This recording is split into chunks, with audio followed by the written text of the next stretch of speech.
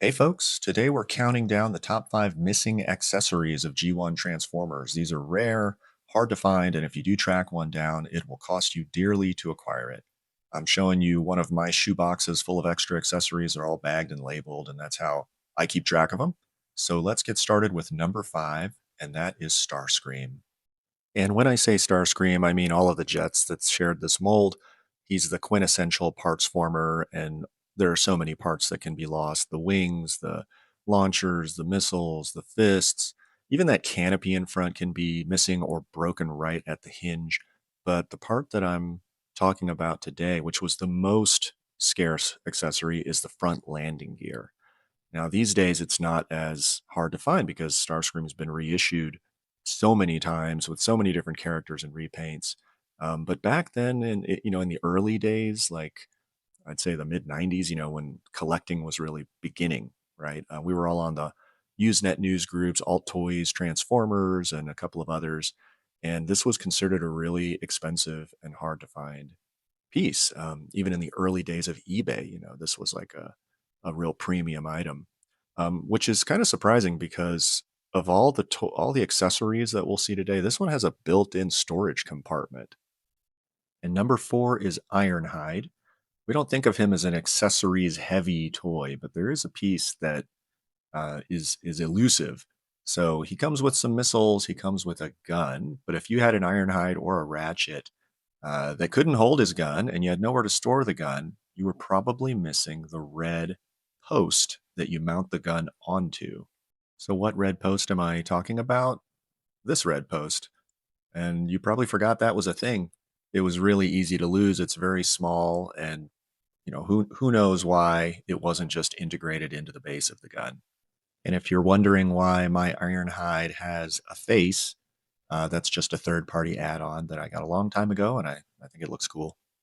Number 3 is Wheeljack. His canopy can be lost. He's got missiles and launchers. He's got some Voltron style wings that go on his back in robot mode, but by far the most prized possession here is the spoilers on the back.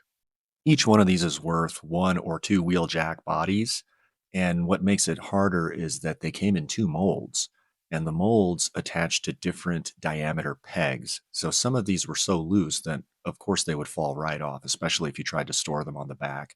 In robot mode, they were up in the air, and then they wouldn't be there at all. Number 2 is Hound, and now we're deep into treasure hunting territory. He came with a lot of accessories. He's got a missile launcher and the missiles, 2 guns, one of which is a machine gun on this post, this kind of mount that's always missing. He's got a spare tire, but by far it's his gas can or the jerry can that's always missing. It's kind of camo colored, so it kind of makes sense it would blend into the background. But one of the issues with Hound is that he came in 2 mold variations, much like Wheeljack, such that the diameter of the post changed, and it didn't always fit snugly into the body if you picked him up on the aftermarket as a collector. Sometimes people are matching accessories with bodies that didn't originally come together. So if you have one of these or you found one of these, hang on to it. And we've reached number 1, and it had to be Jetfire. In particular, his gun clip. So Jetfire comes with a lot of accessories when you consider all of his armor, but at least that armor attaches to his body, and he can hold the gun. The gun clip, it does attach, but it competes with a piece of the armor. So it attaches to his forearm, and it holds the gun in Gerwalk mode or jet mode. But you have to remove that forearm armor in order to attach it. So as a kid, which one are you going to choose? Do you want the awesome red armor or do you want this gun clip? I mean, I could go both ways, but I think most of us chose the armor. And for that reason, the gun clip tended to go missing. And this may be the single most famous, scarce accessory in all of Transformers collecting. So there you have it, a very expensive pile of toy parts. If you can check each of these off of your own list, then congratulations, you're doing great.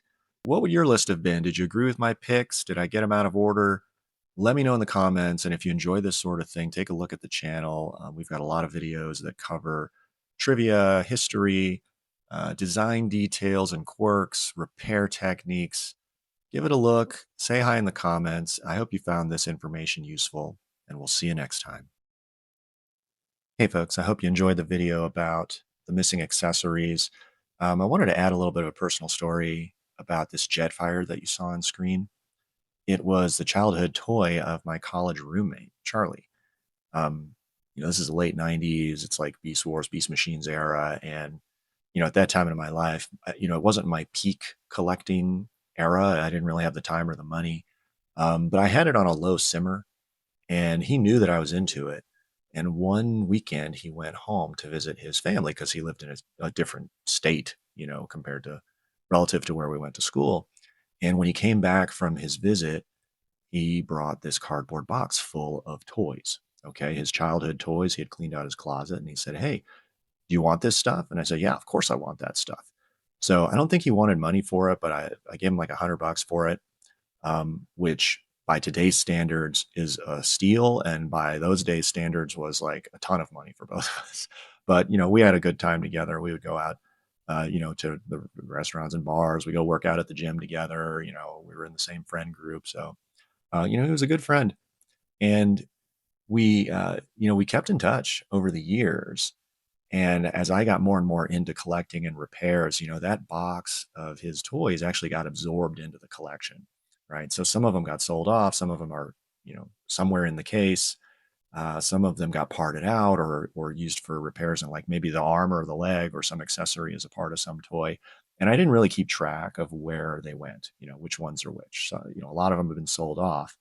But this Jetfire, I'm very, very confident was his because it was so pristine. This thing was in really good shape. It had a lot of the armor, not 100%, but I was able to chase down some extra bits like the gun clip, on the Usenet groups and get them completed. So that one I know for sure is Charlie's toy.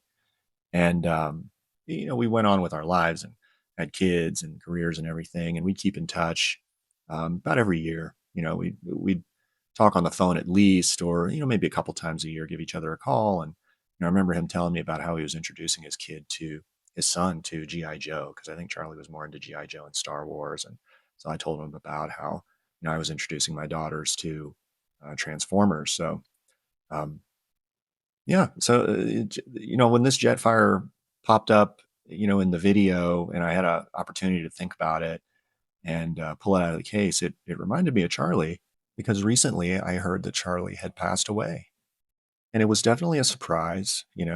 As they always say, he was too young, and I was looking forward to catching up with him. It's funny, like a few months had passed, and it was in my mind thinking, oh, it's probably time to check in with Charlie and see what's going on. And then I heard the news. So it's one thing I appreciate about this Jetfire and really all the toys in the collection. Um, they can be a bridge to memories, memories that I'm very fond of. So, Charlie, I love you, buddy. We'll see you next time.